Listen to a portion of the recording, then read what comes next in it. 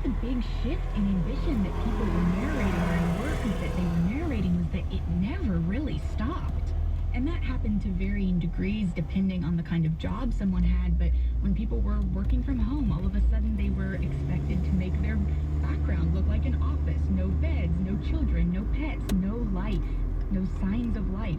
If you were working in person, the world kind of kept turning as usual in the middle of mass death and so much loss and systemic failure.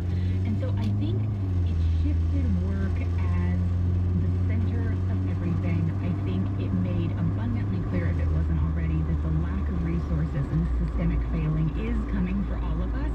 But I think a big point of that conversation is that for many people, what was so alarming is that work didn't stop at all for anything. Do you think there was also a bit of an awakening for some workers that, wait a second, you need me. And if you want me to show up the way you want me to show up, you've got to do things differently. You've seen more unionizing across the country. I mean, do you think it changed the conversation in that way as well? I do think it did. I hope it did. And I think that it confirmed that, exactly to your point, companies, organizations, they need workers. And yes, unfortunately, we have to have jobs to be able to fulfill our basic needs.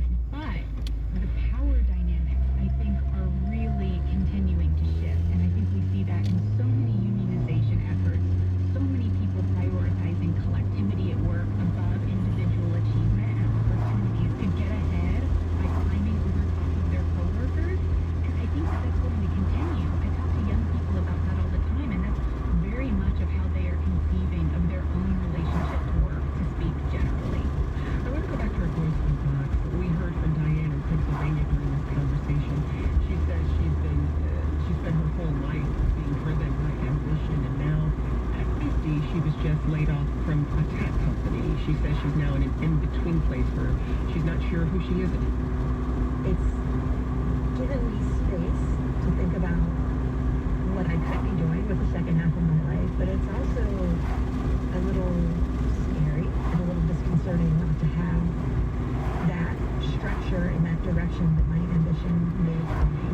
So trying to figure out how to be more ambitious as a human being now versus just on someone's work chart is what I am dealing with currently. Diane, thanks for that message. Did you glean anything in your reporting around how to make that transition Diane is talking about? I think it's really challenging as the first thing. Two things immediately come to mind. Number one, everyone talked about the need for more resources and more support for people even outside of work. Unionizing was a huge part of that.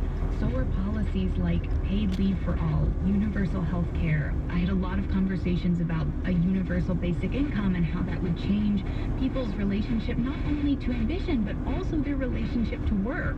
What kind of work would they be doing and how would they be contributing in that way if they weren't worried about paying their rent or feeding their children? And number two, I think that this sounds a little bit counterintuitive, but something I found really illuminating in the conversations I had is that for some of us, it's not inherently about working less, which sometimes seems impossible. It's not about doing less or doing nothing. It's about what can we add in small increments that give us a sense of meaning and a sense of fulfillment that ambition at work might.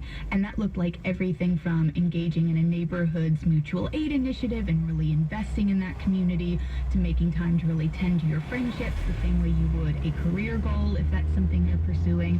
And so I think it comes back to, number one, people need resources to have any of these choices, and number two, a broader idea of what it means to be an ambitious person. But what you just described there are people making individual efforts or community-based efforts. But when we look at things like paid leave, there's a lot of support. People want paid leave. What are the barriers to getting something like that, just written into law?